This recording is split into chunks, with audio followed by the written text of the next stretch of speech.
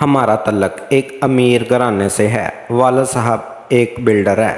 مجھے میرے گھر میں ہر قسم کی سہولت حاصل تھی، پر شادی کے معاملے میں مجھے میری مرضی کرنے کی اجازت نہیں تھی۔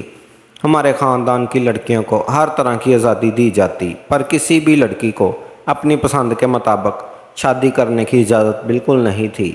میری ماں جب 16 سال کی ہوئی تھی تبھی ان کی شادی ان سے دگنی عمر کے مگر ایک امیر شخص سے کر دی گئی، اور ان کی ماں نے ان کے لیے یہی مناسب سمجھا تھا۔ مجھے اپنے ساتھ یہی سلوک ہوتا ہوا محسوس ہوا۔ میں نے اندازہ کر لیا تھا جب میرا کرایہ دار کے ساتھ فرحاد کا رشتہ آیا۔ میری عمر 16 سال تھی، فرحاد مجھ سے 17 سال بڑے تھے، پر میرے گھر والوں نے میرے لیے یہ رشتہ مناسب سمجھا، جبکہ میں نے اپنی طرف سے احتجاج بھی کیا۔ تم پاگل تو نہیں ہوگی؟ آخر کیا کمی ہے فرحاد میں؟ اچھی شکل و صورت کا ہے، امیر ہے، اور کیا چاہیے؟ صرف 17 سال بڑا ہے تم سے، جبکہ تمہارے پاپا مجھ سے 22 سال بڑے تھے۔ تو کیا میں نے ان کے ساتھ ایک اچھی زندگی نہیں گزاری؟ کیا میں نے ان کے ساتھ خوش نہیں ہوں؟ میری ماں نے مجھ سے سوال کیا، مجھے جواز دیا۔ شاید ان کے حساب سے یہ ایک مضبوط جواز تھا۔ ہاں، آپ خوش ہیں، فرق صرف اتنا ہے، آپ کی وہ خوشی مجھے آپ کے چہرے پر صرف پارٹیوں میں لوگوں کے سامنے دکھائی دیتی ہے۔ ہاں، آپ مطمئن ہیں، جبکہ میں نے آپ کو راتوں کو روتے ہوئے بھی سنا ہے۔ اگر آپ چاہتی ہیں کہ میں بھی آپ کی طرح زندگی گزارنے پر مجبور ہو جاؤں تو قبول کر لیں یہ رشتہ، جائیں اور شادی کی تیاریاں شروع کریں۔ اگر اللہ نے مجھے بیٹی جیسی نعمت سے نوازا تو میں اس کے ساتھ ایسا نہیں کروں گی۔ جس طرح آپ خود کو گھائل ہوئے، وہی تیر اپنی اولاد کے سینے میں اتارنا ظلم ہے، میں نے روتے ہوئے کہا۔ میری ماں نے دوبارہ اس موضوع پر بات نہیں کی۔ میں بھی قسمت کے سامنے ہار گئی۔ میرے فرحاد سے شادی ہو گئی۔ وہ مجھے ساتھ لاہور لے آئے۔ یہاں ان کا بہت بڑا بنگلہ تھا۔ یہاں ہم دونوں کے علاوہ چند نوکر ہی رہتے تھے۔ فرحاد صبح آفس جاتے تھے اور رات کو واپس آتے۔ کبھی کبھار تو کئی دن گزر جاتے تھے، ہم ایک دوسرے کی شکل بھی نہیں دیکھ سکتے تھے۔ وہ میرے جاگنے سے پہلے چلے جاتے اور سونے کے بعد ہی آتے۔ ہماری عمر کا فرق نے ہمارے بیچ میں ایک گہرا شگاف ڈالا تھا۔ جو سب میں کرنا چاہتی تھی ان کے نزدیک بچنا نہ تھا۔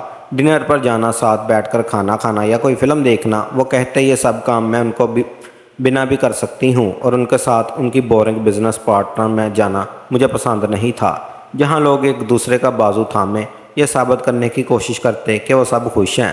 گھر جاتے ہی ایک دوسرے سے منہ پھیر کر ایسے سو جاتے جیسے ایک دوسرے کو جانتے تک نہ ہوں۔ اب تو فرحاد نے کاروبار کے سلسلے میں شہر سے باہر جانا بھی شروع کر دیا تھا۔ ایسے میں اور اکیلا پن محسوس کرتی۔ مجھے تنہائی پسند نہیں تھی، تنہائی سے وحشت ہوتی۔ ایک بار میں نے ماما سے بات کر ڈالی۔ آخر بیٹی ماں سے دل کی بات نہ کرتی تو کس سے کہتی؟ ماما نے کہا فکر نہ کرو، اولاد ہو جائے گی تو سب ٹھیک ہو جائے گا، ابھی گھر میں ٹک جائے گا اور تمہارا دل بھی لگا رہے گا، تمہارے پاپا بھی فرحاد جیسے تھے۔ ماں نے مجھے تسلی دی۔ میں بھی اب اولاد کا انتظار کرنے لگی۔ میری شادی کو 8 ماہ ہو گئے مگر میں امید سے نہ ہوئی۔ میں ڈاکٹر کے پاس گئی، چیک اپ کروایا، ڈاکٹر نے میرے ٹیسٹ کیے۔ اگلے دن مجھے دوبارہ بلایا۔ یہ خبر سنا کر اس نے مجھے ہمیشہ کے لیے مایوس کر دیا کہ میں کبھی ماں نہیں بن سکتی۔ اولاد عورت کے لیے سب سے بڑی نعمت ہوتی ہے۔ اولاد کا نہ ہونا عورت کے لیے بڑے دکھ کی بات ہوتی ہے۔ مجھے یہ خوشی کبھی نہیں ملے گی، یہ سوچ کر ہی میرا دل ہل جاتا۔ اس دن کے بعد سے جیسے مجھے چپ ہی لگ گئی۔ ایک بار پھر قسمت کے آگے ہار گئی۔ وہ ساری رات میں روتے ہوئے گزاری، مگر میں نے دل میں فیصلہ کر لیا کہ یہ بات میں فرحاد کو کبھی نہیں بتاؤں گی، کیونکہ ہم اتنے مضبوط رشتے میں نہیں بندھے تھے کہ وہ اتنا بڑا جھٹکا برداشت کرتے۔ پھر وہ مجھ سے منہ موڑ لیتے تو میں کہاں جاتی۔ اب تو تنہائی مجھے اور بھی کاٹنے لگی۔ میں بہت اداس رہی۔ بالآخر انہوں نے میرا احساس کیا۔ ایک فیملی کو ہمارے گھر میں پیڈ گیسٹ کے طور پر اوپر والے پورشن میں رہنے کے لیے بلایا۔ وہ کل تک 3 لوگ تھے، ایک بوڑھے انکل آنٹی اور ان کا بیٹا۔ یہ لوگ فرحاد کے واقف اور بہت اچھے انکل آنٹی نے محبت کی شادی کی تھی۔ میں جب اداس ہوتی ان کے پاس چلی جاتی، ان کی محبت کے قصے سنا کرتی۔ وہ خود بوڑھے تھے پر ان کی محبت جوان تھی۔ میری اور فرحاد کی شادی کو ابھی 1 سال بھی نہیں ہوا تھا۔ لگتا تھا کہ ہم نے صدیاں ایک ساتھ جی لی ہیں، اور دونوں ہی بوڑھے ہو گئے ہیں۔ ان کا بیٹا علی میرا ہم عمر تھا، کبھی کبھی اس سے سلام دعا ہو جاتی۔ وہ بہت خوبصورت اور پرخوش شخصیت کا مالک تھا۔ میٹرک کا اسٹوڈنٹ تھا، میں نے اکثر اسے پڑھتے ہوئے دیکھا تھا۔ شاید شام میں کوئی کمپیوٹر کورس کرنے جاتا تھا۔ اکثر مجھ سے اپنی پڑھائی کے بارے میں بات کر لیتا۔ ایک بار انکل آنٹی کو حج کے لیے جانا تھا۔ انہوں نے مجھ سے درخواست کی میں علی کے کھانے پینے کا خیال رکھوں تو مہربانی ہوگی۔ میں نے کہہ دیا کہ ان کو فکر کرنے کی کوئی ضرورت نہیں، آخر کھانا نوکر ہی بناتے ہیں، تو جہاں 2 لوگوں کا کھانا بنتا ہے وہاں 3 کا بھی بن جائے گا۔ یہ لوگ حج کے لیے روانہ ہو گئے۔ اگلے ہی دن فرحاد بھی کام کے سلسلے میں 15 دن کے لیے کراچی چلے گئے۔ اب گھر میں زیادہ تر میں اور علی ہوتے۔ ایک شام شاید وہ کمپیوٹر اکیڈمی سے واپس آیا۔ میں ہال میں بیٹھی چائے پی رہی تھی۔ اس نے مجھے سلام کیا۔ میں نے اسے چائے پینے کی آفر کی۔ وہ میرے ساتھ ہی بیٹھ گیا۔ شکریہ، چائے کی بہت طلب ہو رہی تھی۔ خود سے چائے بنا کر پینا اچھا نہیں لگتا۔ میں نے کہا بتا دیا کریں، میں آپ کے لیے چائے بھجوا دوں گی۔ کہنے لگا دراصل مجھے اکیلے بیٹھ کر چائے پینے سے کوفت ہوتی ہے، مجھے امید نہیں کہ آپ سے کہیں میں آپ سے ساتھ بیٹھ کر چائے پی لیا کروں۔ علی نے خود ہی اپنی بات کی اور ہنسنے لگا، مگر میں خاموش ہی رہی۔ کہنے لگا آپ میرے ساتھ بیٹھ کر چائے پی لیا کریں، مجھے ویسے بھی الجھن ہوتی ہے۔ کہتے ہیں کہ وہ ایک جیسے لوگ بہت جلد ایک دوسرے کے دوست بن جاتے ہیں۔ کچھ دن میں نے یہ جان لیا کہ علی بالکل میرے جیسا ہے، شاید اس لیے کہ ہماری عمر ایک جتنی تھی۔ وہ بہت ہی ہنسمکھ قسم کا انسان تھا، بات بات پر مذاق کرنا اسے خوب آتا۔ ہمارے شوق سب ملتے تھے۔ روز چائے کے ٹیبل پر ہم خوب باتیں کرتے۔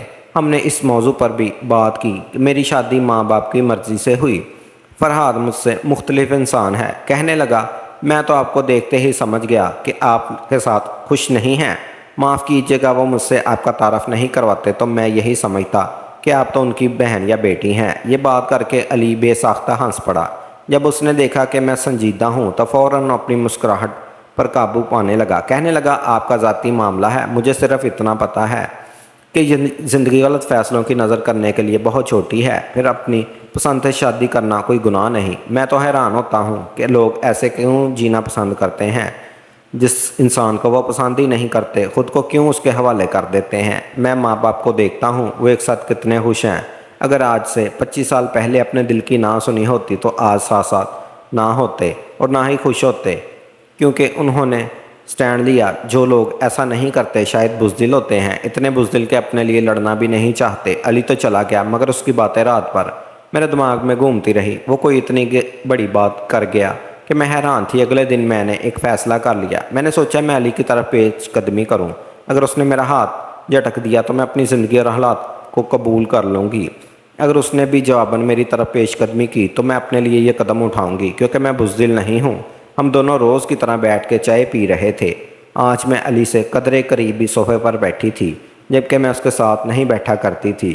اس نے بھی یہ بات نوٹ نہیں کی، کیونکہ شاید اس کے دل میں وہ جذبات نہیں تھے جو میرے دل میں تھے۔ مجھے اپنے کیے پر شرمندگی ہوئی۔ ایک دن چائے پیتے ہوئے میں نے اسے چینی دان تھمایا، میرا ہاتھ اس کے ہاتھ پر لگ گیا۔ اس نے اس بار بھی مجھے نوٹ نہیں کیا، جبکہ میں جان بوجھ کر اپنی طرف راغب کر رہی تھی۔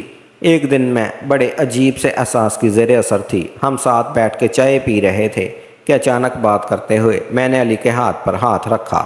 اگلے ہی پل وہ مجھ سے اٹھ کر دور ہو گیا۔ یہ کیا کر رہی ہیں آپ مسز فرحاد؟ پچھلے چند دنوں سے آپ کیا کرنے کی کوشش کر رہی ہیں؟ آپ ہوش میں تو ہیں؟ آپ نے مجھے کس قسم کا انسان سمجھ لیا؟ آپ کو پتہ ہے کہ آپ کیا کر رہی ہیں؟ علی فوراً پھر گیا اور میں تو شرم سے پانی پانی ہو گئی۔ میں نے سر جھکا لیا، پھر اچانک مجھے علی کے ہنسنے کی آواز آئی۔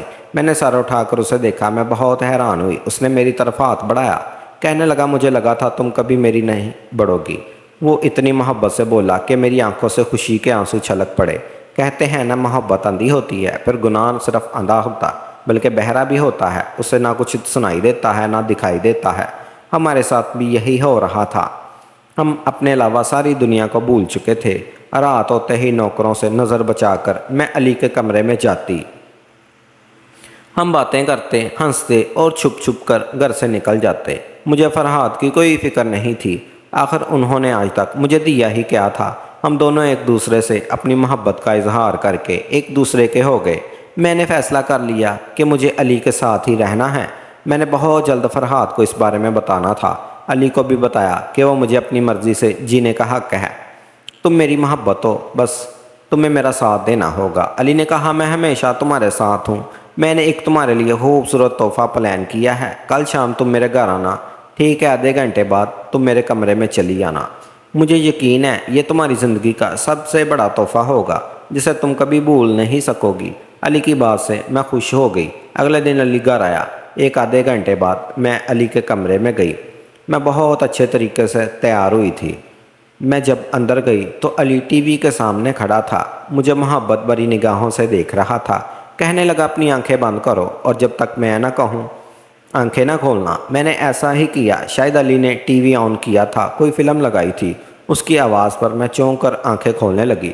فرق صرف اتنا تھا کہ میری مسکراہٹ اڑ گئی، جبکہ علی کے چہرے پر شیطانی مسکراہٹ تھی، جسے دیکھ کر میرا دماغ معاف ہونے لگا۔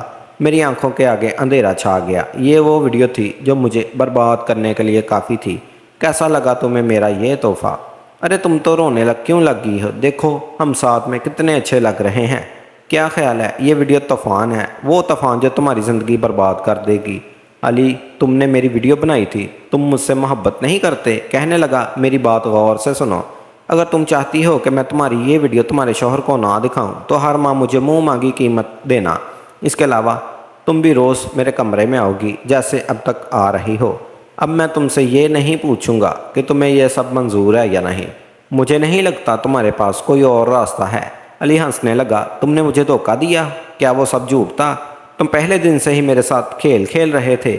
میں بمشکل اتنا بولی، ہاں، اور کیا ہم جیسے لوگ مرتے ہیں ایسی آشائشوں کے لیے جن میں رہ کر بھی تم خوش نہیں ہو؟ تم تو میرے ہاتھ آئی سونے کی چڑیا ہو۔ محبت کیا ہے؟ اس سے ہم جیسوں کو کوئی فرق نہیں پڑتا۔ ہمیں تو اپنی ضرورتیں اور خواب پورے کرنے ہیں۔ آج سے تم وہی کرو گی جو میں تمہیں کہوں گا۔ میری زندگی علی کی غلام بن گئی۔ ہر ماہ مجھ سے لاکھوں روپے بھی لیتا اور مجھے گناہ پر بھی مجبور کرتا۔ وقت کے ساتھ ساتھ مجھے پتہ چلا کہ وہ بوڑھے انکل علی کے ماں باپ نہیں تھے، بلکہ اس کھیل میں اس کے مددگار تھے۔ وہ کسی بینک میں نوکری نہیں کرتا تھا۔ جب فرحاد گھر آتے تو علی ایسے پیش آتا جیسے اس نے کبھی مجھ سے بات ہی نہیں کی ہو۔ ان کے جاتے ہی وہ اپنی اصلی رنگ دکھاتا۔ یوں ہم 6 ماہ گزر گئے۔ مجھے اپنے وجود سے نفرت ہو گئی۔ اس سے بہتر تو میری پہلی والی زندگی تھی۔ میں خود سے نظریں ملانے کے قابل بھی نہیں رہی۔ کیا یہ سب یوں ہی چلتا رہنا تھا؟ کون تھا جس نے یہ سب روکنا تھا؟ کبھی سوچتی کہ اپنی جان دے دوں، کبھی سوچتی کہ فرحاد کو سب کچھ بتا دوں۔ ایک بار اپنی ماں کو سب کچھ بتانے کا سوچا اور میری ہمت نہ ہوئی۔ بالآخر میں نے اپنے شوہر کو سب کچھ بتا دیا۔ میں نے کہا مجھے معاف کر دیں، میں بہک گئی تھی۔ میرے نفس نے مجھے اپنا غلام بنا لیا تھا۔ مجھے صرف محبت چاہیے تھی، توجہ چاہیے تھی، آپ کا وقت چاہیے تھا جو کبھی نہیں ملا۔ میں نے آپ سے ایک اور جھوٹ بولا کہ میں کبھی ماں نہیں بن سکتی۔ یہ بات آپ سے اس لیے چھپائی کیونکہ مجھے لگا آپ کو اس بات سے بھی کوئی فرق نہیں پڑے گا۔ اگر آپ مجھے چھوڑ دیں گے، مجھے جو چاہیں سزا دیں، مجھے قبول ہے۔ آپ مجھے جان سے بھی مار دیں تو کوئی غم نہیں ہوگا۔ میں نے پھوٹ پھوٹ کر روتے ہوئے اپنے جرم کا اعتراف کر لیا۔ اس دن میں نے خود کو بہت چھوٹا محسوس کیا۔ میں فرحاد سے نظریں نہیں ملا پا رہی تھی۔ وہ اٹھے میری طرف بڑھے۔ میں بہت گھبرا گئی، خوف سے کانپ رہی تھی۔ فرحاد سے نظریں نہیں ملا پا رہی تھی۔ کہنے لگے اب تم اس آدمی کے پاس نہیں جاؤ گی، نہ ہی اس سے بات کرو گی۔ میں سب سنبھال لوں گا، مگر یہ مت سمجھنا کہ میں نے تمہیں معاف کر دیا۔ تمہارا فیصلہ میں بعد میں کروں گا اور تمہیں وہ فیصلہ ماننا پڑے گا۔ فرحاد نے اس کے علاوہ کچھ نہیں کہا۔ اگلے دن فرحاد رات کو گھر نہیں آئے۔ علی نے مجھے کال کر کے بلانا چاہا، مگر میں کال اٹھا نہیں رہی تھی۔ وہ بار بار مجھے کال کرتا رہا۔ بالآخر غصے سے میرے کمرے تک آ گیا۔ مجھے زبردستی اپنے ساتھ لے جانے لگا کہ اچانک وہاں پولیس آ گئی۔ اسے رنگے ہاتھوں پکڑ لیا۔ فرحاد نے پولیس کو بتایا کہ اس شخص نے میری بیوی کی عزت پر ہاتھ ڈالنے کی کوشش کی ہے۔ علی پولیس کو مطلوب تھا۔ وہ پہلے بھی کئی ایسی لڑکیوں کو بیوقوف بنا کر لوٹ چکا تھا۔ پولیس نے علی اور اس کی نقلی فیملی کو بھی پکڑ لیا۔ ایس ایچ او فرحاد کا واقف کار تھا۔ اس نے علی سے میری ویڈیو لے کر طلب کر دی اور یقین دلایا کہ اس کی اور کوئی کاپی نہیں ہے۔ فرحاد نے مجھ سے بات چیت بند رکھی۔ ایک دن انہوں نے میرا سامان پیک کر دیا، مجھے میرے گھر چھوڑنے کے لیے جانے لگے۔ میرے پاس بھی یہ حق کہاں تھا کہ میں ان سے معافی مانگتی۔ وہ مجھے کیوں کر معاف کرتے؟ میں سر جھکائے بیٹھی تھی۔ تم سے بہت بڑی غلطی ہوئی۔ غلطی نہیں، گناہ کیا تم نے، پر اس میں میری غلطی بھی تھی کہ میں نے تم پر توجہ نہیں دی۔ تمہارے پاس 6 ماہ کا وقت ہے، تم اپنی ماں کے گھر رہو۔ ان سے میں کہہ دوں گا کہ میں ملک سے باہر جا رہا ہوں، اس لیے تمہیں وہاں چھوڑ آ رہا ہوں۔ تم سوچ لو تمہیں کیا کرنا ہے۔ اگر میرے ساتھ رہنا ہے تو سب بھول کر آ جانا، اگر نہیں تو بتا دینا، طلاق نامہ مل جائے گا۔ فرحاد نے سامنے دیکھتے ہوئے کہا۔ میں نے کہا میں اس قابل نہیں ہوں۔ فرحاد خود کو معاف کرنے کی کوشش کرو۔ جب تک تم خود کو معاف نہیں کرو گی کوئی بھی تمہیں معاف نہیں کرے گا۔ میرے پاس تمہیں دینے کے لیے یہ آخری موقع ہے۔ فرحاد مجھے اپنی ماں کے گھر چھوڑ کر خود وہاں سے چلے گئے۔ 6 ماہ میں اپنے گھر چلی آئی، تب سے آج فرحاد نے کبھی اس بات کا ذکر نہیں کیا۔ میں نے فرحاد کو کتنا غلط سمجھا، پر وہ کتنے اچھے انسان تھے۔ نفس کے رستوں پر صرف بربادی ہے آپ کی منتظر ہے۔ پاک رشتے جیسے بھی ہوں وہ آپ کے لیے ٹھیک ہوتے ہیں۔ آج میں اپنے شوہر کے ساتھ بہت خوش ہوں۔